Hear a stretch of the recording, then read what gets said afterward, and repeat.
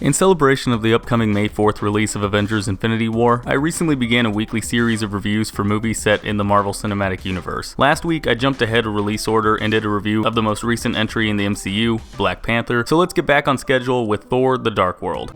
You betray me, and I will kill you.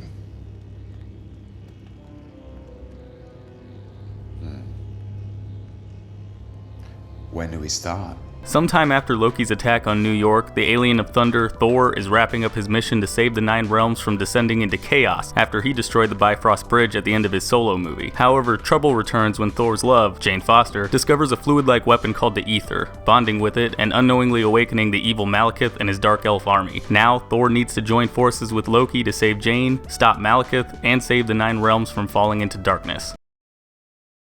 Man, oh man, I can't wait to see this movie. Iron Man 3 may have pissed me off a little bit, motherfucking Ben Kingsley, but I'm still holding out hope for Phase 2. I mean, come on, this is Thor we're talking about. God of Thunder, out in space, beating up a Malekith. This movie's gonna be awesome.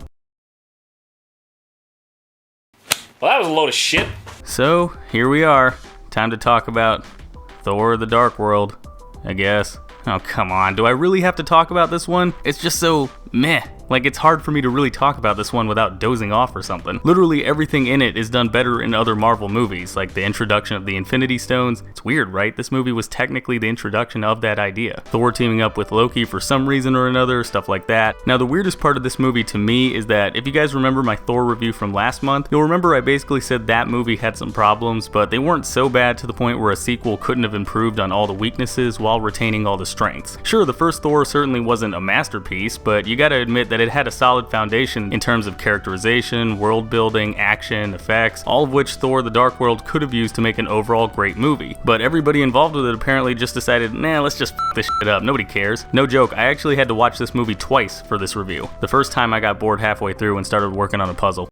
Don't judge me, I like puzzles. Now don't get me wrong, that's not to say that there's nothing redeemable about this movie. There are some decent highlights here, like the fact that the story actually gives us a chance to get a decent look at Asgard this time around. Sure, we don't get to see what all life is like for the general Asgardian, instead focusing on whatever goes on in the main palace, but still, Asgard's visually interesting, and just like in the last movie, the best parts of this movie are when we get to see the characters interact and do stuff there. And speaking of, a lot of the actors give some pretty decent performances. I mean, Chris Hemsworth as Thor is still pretty much the same as he was before, just sort of the same good tough guy we've seen both at the end of Thor and the Avengers, which is fine, but I wish we got a little bit of variety in his acting. Tom Hiddleston, as usual, is great as Loki, and I honestly think the movie gives him a bit more range, like there's a little bit of emotional turmoil Loki has to suffer through that gives Tom an opportunity to show off a wide range of emotions. Really, the biggest surprise for me was the fact that this movie gives way more attention to Frigga this time around. No, seriously, the woman who was barely in the first one gets way more focus and a chance to shine here. And I know some of you guys might be like, oh, they just did that to pad out the runtime or something like that, but even if they did, who cares? Frigga is really well written, and Renee Russo takes that and really runs with it. She makes Frigga this smart, capable, confident character, and I think that's awesome. Take care. Despite all I have survived, my queen still worries over me.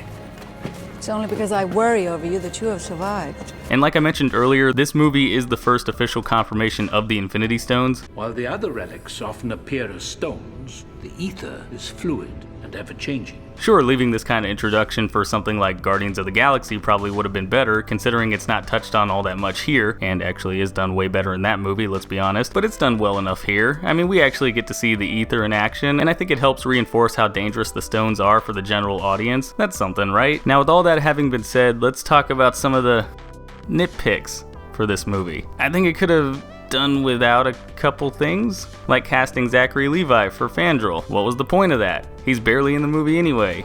And, oh, f it, I can't take it anymore. This movie is f***ing horrible! It's boring, it's all over Thor, and it makes him look super weak, and almost everybody in this movie is either stupid or a major asshole. Why would they do this to the God of Thunder? We are not gods. Nobody cares, Odin! Okay, hold on, stop, I gotta cool off a little bit. This movie just sucks so bad. It just gets me all riled up and pissed off. Okay, I'm good. I'm good. Anyways, let's talk about the story. Just like the last Thor movie, it is by far one of the weakest aspects of the whole thing. The problem is that it's very paint by numbers, you know, like things just sort of happen, and it's very blatantly done just to advance the plot. Jane investigates the convergence, a time when physics is supposed to go ballistic. Well, how else is she supposed to get teleported to another planet? Right next to the movie's main plot device, I might add, so Thor can go looking for her. And if he doesn't go looking for Jane, then how else is she gonna wind up on Asgard so the Dark Elves have a reason to invade the place? Seriously, there's no rhyme or reason to anything in this movie. Things just sort of happen because I guess f it, why not, was stapled to the director's copy of the script during filming. The really weird thing about this is that the beginning of the movie, featuring a battle between the Asgardians and the Dark Elves, is actually pretty engaging. It even does a good job at setting up Malekith and Curse. And yes, I said that. I mean, honestly, I think this scene shows Malekith's ruthlessness, the brutality of the Cursed in general. I thought that was cool. It is hindered a bit by the overall Star Wars-ness of it all, you know, with the blasters and the weird CGI and all that, something I'll get into later, but it is a great scene overall. Unfortunately though, nobody working on this movie wanted to carry that exciting and engaging momentum forward and sticks a majority of the movie on Earth again. I don't care about what all's happening on Earth. I want to see more battles in space and on other planets. Can't we go back to that?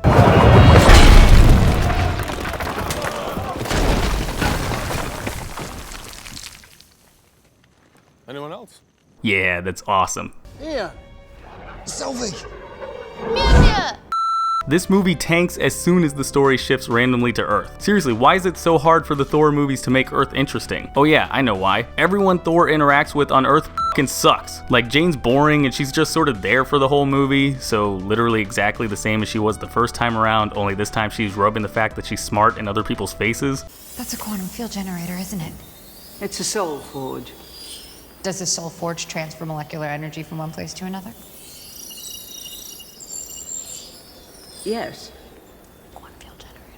Meanwhile, her colleague, Erik Selvig, he could have been really interesting in this movie. I mean, he spent most of the first Thor arguing against the existence of Asgard, and then he got to hang out with some actual Asgardians. Sure, some of it was against his will, but still, the fact that he did it means that he could bring a whole new level of experience to the crew this time around, and he could be very useful in dealing with all the threats Thor and everybody else in the movie have to face. The police were called to the scene shortly after 11 a.m. this morning after a seemingly harmless rambler approached the area, then decided to strip naked. Or I guess it's more interesting to have him be all like, I'm wacky, look at me running around with no pants on. Oh yeah, and then of course that whole thing goes nowhere. There's nothing more reassuring than realizing that the world is crazier than you are. Take me to Jane's lab. Because f*** you, that's why. And then there's Darcy. F***ing Darcy. Damn it, I seriously f***ing hate Darcy. She's f***ing horrible. And I know some of you guys might be like, hey, take it easy, man. But trust me, somehow she's way worse than the last time we saw her. For example, she does stuff like interrupting Jane's date with whoever this guy is, but you know what, maybe I could give that a pass. I mean, she is there to give Jane some important information about the convergence, so that's fine, right? Well, it would be if she didn't have to act like a f***ing child the whole time. I show up to work at the lab / your mom's house. I want to throw something. Jane, give me your shoe. Amelia! Fully expecting you to be moping around in your pajamas, eating ice cream, and obsessing about you know who. Give me your shoe. Plus, why does she need an assistant? Who even is this guy? He's my intern. Who gives a shit? Why does she end up making out with him? Why is he just as big an idiot as she is?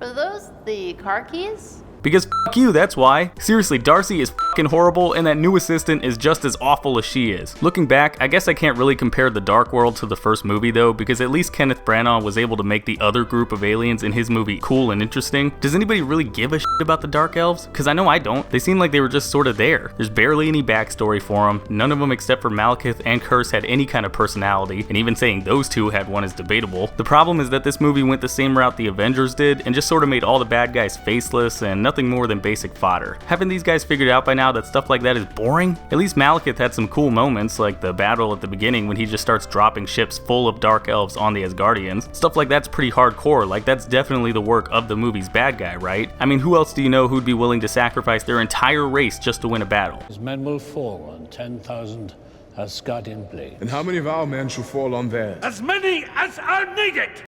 Oh yeah, never mind. Seriously, what's up with Odin in this movie? He went from being this wise, loving father to a humongous dick who shits all over Asgardian lives, Loki, and humans. I brought her here because we can help her. She does not belong here in Asgard any more than a goat belongs at a banquet table. Okay, maybe she deserved that last one. Really though, as far as characterization goes, I'm just surprised S.H.I.E.L.D. wasn't called in as soon as everything started happening. Given how fast they were getting all over everything else we've seen in the MCU, especially the arrival of Thor, the Warriors 3, and the Destroyer in the last one, you think they would have been one of the first ones to be at the site of the convergence, right? But no, they never actually show up, which is...